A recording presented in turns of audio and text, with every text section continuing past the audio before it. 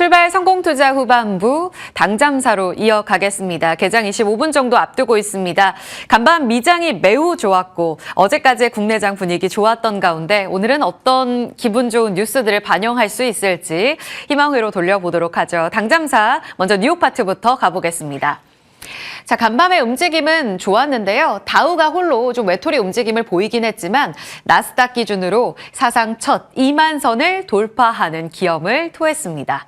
기술주 중심으로 한 강세 움직임이 뉴욕장의 핵심이었고요. 매그니피센트 7 기술주들의 강세 움직임이 이날의 주인공이 됐습니다. 그 배경이 됐던 건 CPI의 안도가 됐고요. 금리 인하 예상대로 12월에 거의 95%까지 25bp 확률이 높아진 상황입니다.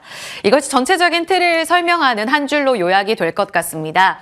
그리고 세부적으로 들어가 본다면 3대 지수는 S&P와 나스닥 중심으로 강했다는 점, 말씀드린 대로 다우가 조금 빠졌는데요. 혹시 엔비디아가 그 안에 있어서 흔들리지 않았을까 걱정하실 텐데 엔비디아도 상승에 동참했습니다.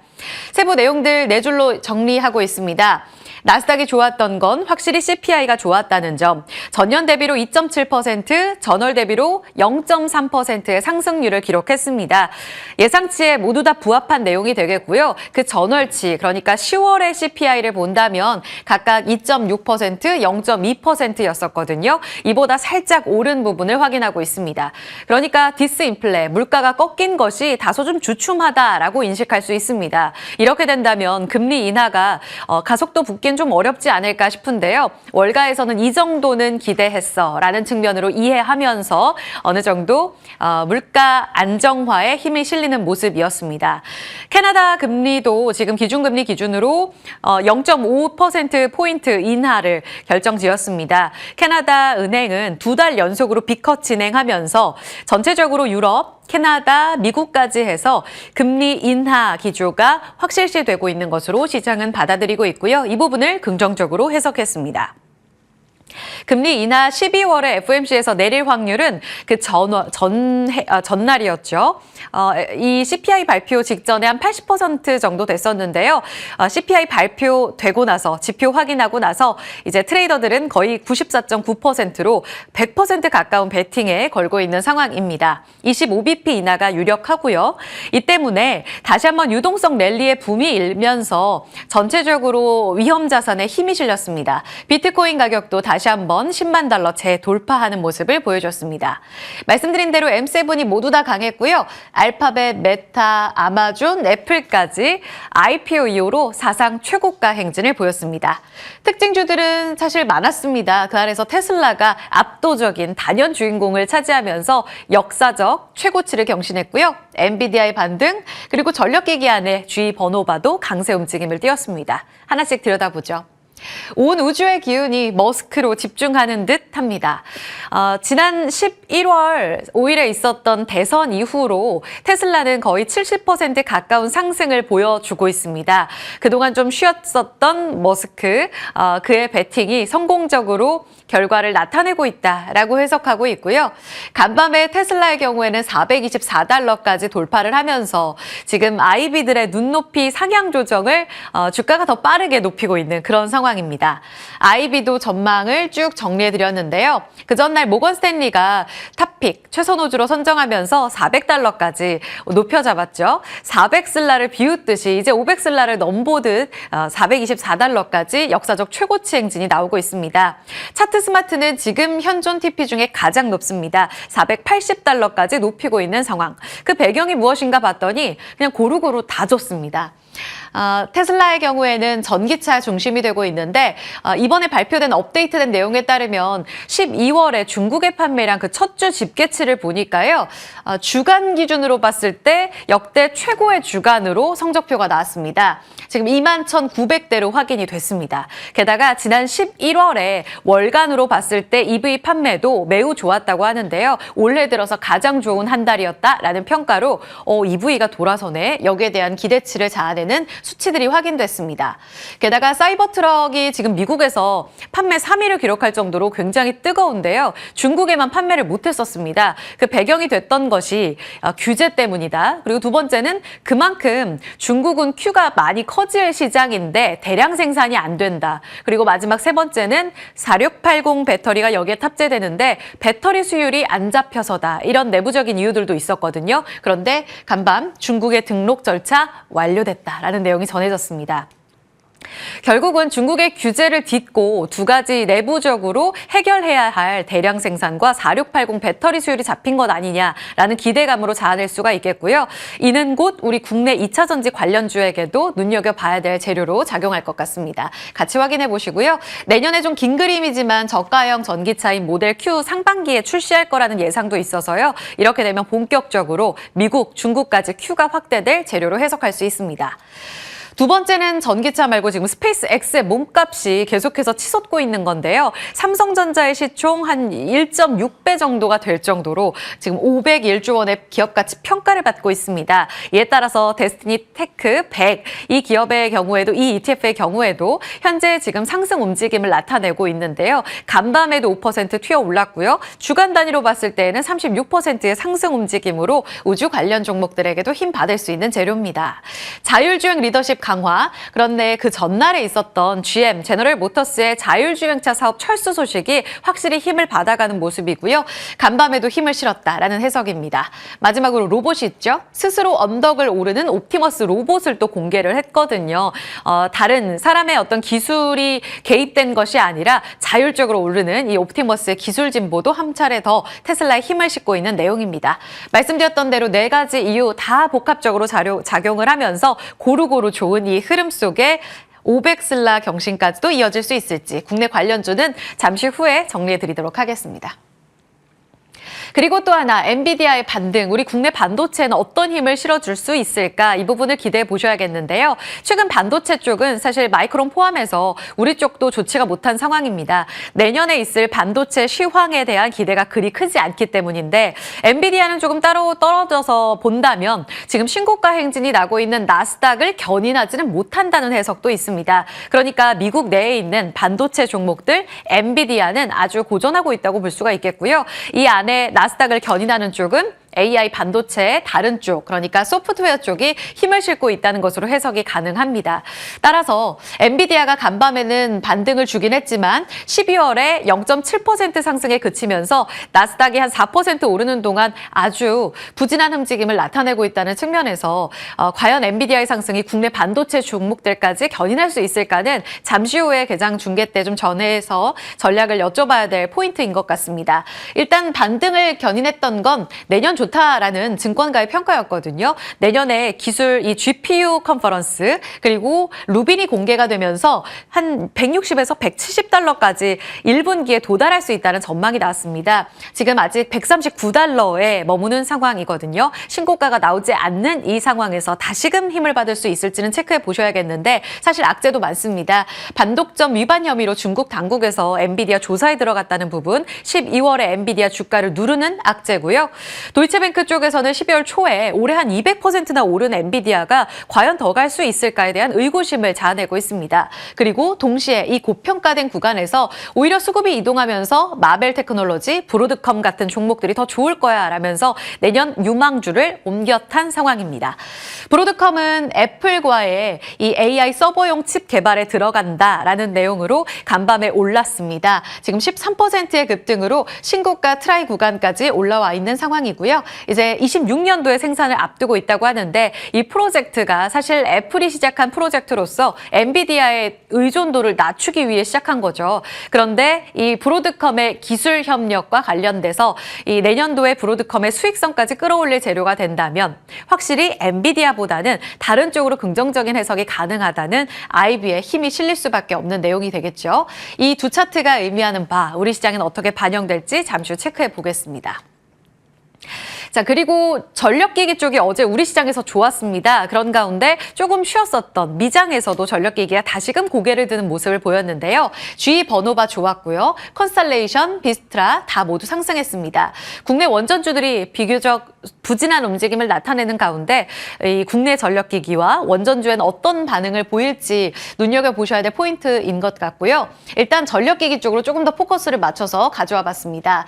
GE 버노바를 이끈 내용은 그 전에 있었던 IR 내용에서 비롯됩니다. 5%나 올랐는데 사실 개장 전에는 이 IR 내용 반영하면서 좀 실망스러운데 하면서 하락으로 출발을 했었거든요. 그런데 정규장 분위기는 나쁘지 않았다는 측면에서 긍정적입니다.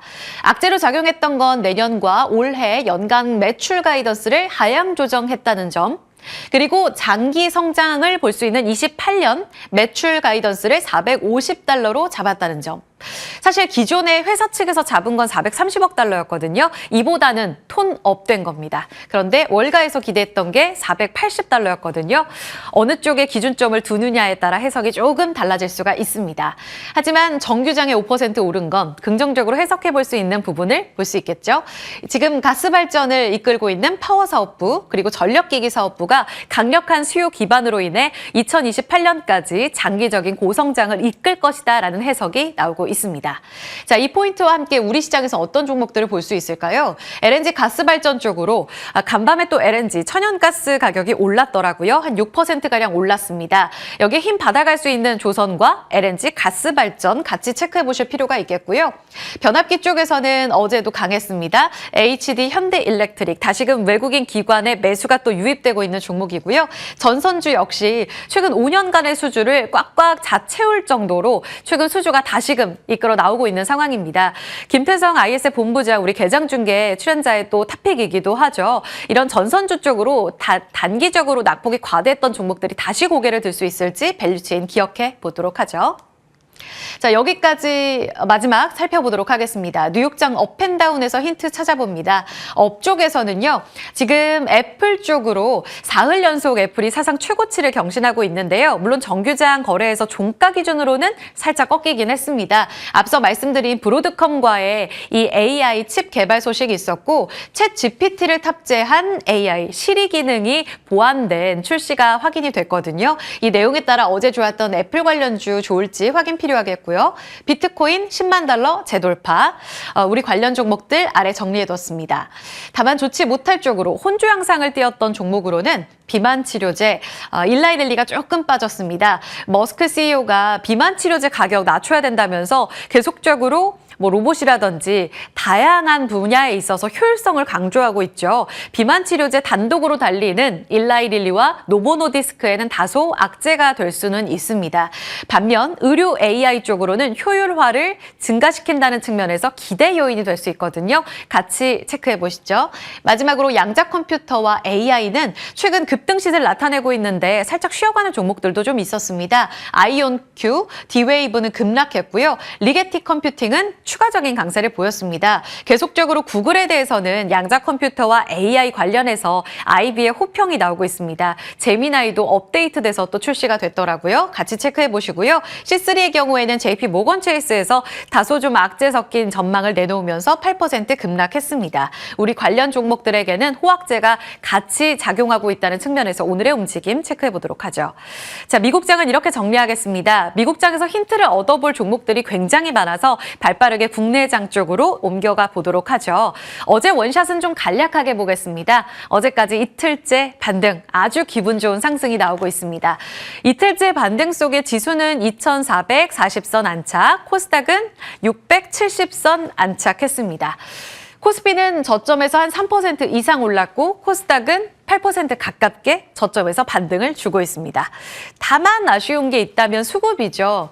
외국인이 어제 연속성을 보여주지 못하고 거래소에서 이틀째 팔았고요. 기관은 다행히 꾸준히 담습니다. 코스닥이 그 전까지 이틀 연속 쌍끌이 매수가 들어왔는데 어제 코스닥 시장에서도 양매도로 전환된 부분은 매우 아쉽습니다. 어제 사실상 지수를 견인한 건 금융투자와 개인이다라고 볼 수가 있겠고요.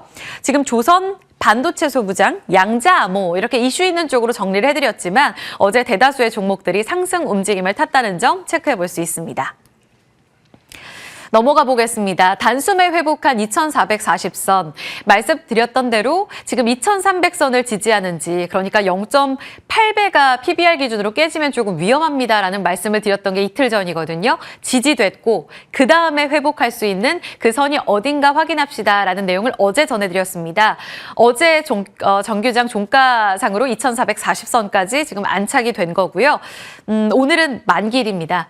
이런 동시 만기일은 다시 한번 수급의 변동성을 자아낼 수 있기 때문에 다소 좀 아쉬운 수급 변동성이 분명히 나타날 수가 있거든요. 그런 움직임 안에서 지수가 어느 정도까지 버틸 수 있는지 그 체력 테스트에 들어가게 될 것으로 예상됩니다. 그래서 지난주 계엄령 선포, 해제, 탄핵 정국, 그리고 14일에 2차 탄핵안 표결, 그리고 오늘의 만기일 수급 변화의 움직임 체크가 필요할 것 같아서 주제로 뽑아봤습니다. 지금 수급의 변동은 이러합니다. 계엄령 선포됐던 3일 밤 그리고 4일부터 해서 쭉 보시면 개인은 이틀 연속은 잠깐 샀다가 무더기로 무너지는 움직임 속에 나흘 동안 어제까지 투매를 보인 것으로 확인되고요. 어제는 확실히 그 매도가 잦아든 것으로 확인되고 있습니다. 어제 말씀드렸다시피 개인은 코스닥 쪽으로만 샀습니다. 이 부분은 코스피 기준이고요.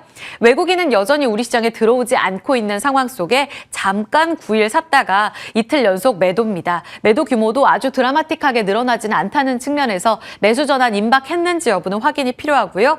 제가 말씀드리고 싶은 부분은 어제 연기금이 매도로 돌아섰다는 부분인데요. 금융투자 쪽으로는 적극적인 순매수가 어제 들어왔습니다만 연기금이 사실 10월 초순부터 우리 시장 쌉니다. 더 빠질지 바닥 봐야겠습니다라는 이야기가 나왔을 때 꾸준히 담았었던 주체입니다. 그런데 지난 6일과 9일, 그러니까 지난 금요일과 월요일에 아주 적극적인 대량 순매수가 들어왔던 연기금이 어제 200억 원 매도로 전환이 됐어요. 이 부분에 있어서 바닥에서 어느 정도 바닥론은 거쳐나가고 이제 수급 주체 손바뀜이 이어지게 되면 누가 우리 지수를 견인하지? 이 부분을 체크할 필요가 있을 것 같아서 변화를 좀 체크해 보도록 하겠습니다. 금투세 폐지, 탄핵 표결 기대감 이런 가운데 14일에 탄핵안 2차 표결이 있습니다. 말씀드렸는데요. 오늘 타사 단독 보도를 통해서 국민의힘 의원들 중에 최소한 24명 정도가 이번 표결에는 참석할 것으로 예상이 나오고 있습니다. 이전에 탄핵안 무산됐던 게 200명 의결 정족수를 못 채워서잖아요. 그런데 한 8명만 찬성표를 던져도 사실상 탄핵안이 통과될 것으로 예상됐던 것을 감안해 봤을 때 이 24명의 표가 어느 쪽을 향할지는 모르겠습니다만 2차 표결은 무산보다는 표결에 붙여져서 그다음 투표 결과를 기다릴 수 있다는 측면은 긍정적으로 해석할 수 있겠습니다. 같이 체크해 보시죠. 그리고 외국인과 기관의 장바구니 힌트를 따라가 보자. 이 부분은 어제도 전해드렸습니다만 12월 4일부터 10일까지, 그러니까 화요일까지 계엄령 선포되고 나서 외국인과 기관이 순매수한 쪽을 점검해보고 어제는 또 수급의 톤 변화가 있어서 같이 체크해 볼 필요가 있을 것 같아서 가져온 거고요. 좋았던 쪽은 여전히 AI 소프트웨어를 산다는 점, 추가적으로 외국인과 기관이 관심을 갖는 쪽이 반도체와 전력기기로 톤 변화가 있다는 점 같이 체크해 보도록 하죠. 이쪽 간략하게 보겠습니다. 금리 인하 수혜주 점검해 보시죠. 캐나다에 2달 연속 빚컷 있었고요. 한은의 2달 연속 금리 인하가 지난달까지 있었습니다. 그리고 이번 12월 FOMC에서도 25bp 인하에 힘 실리고 있습니다. 전체적으로 글로벌 중앙은행들의 금리 인하에 힘이 실리고 있기 때문에 다시 한번 본격적인 금리 인하 사이클로 접어들 경우에는 우리 정치적 불확실성 해소된 이후에 수혜주들이 힘 받아갈 가능성이 높습니다. 간밤 미국장에서 성장주들이 올라간 것처럼요. 따라서 이들 섹터들 캡처해 두시고 점검해 보도록 하죠.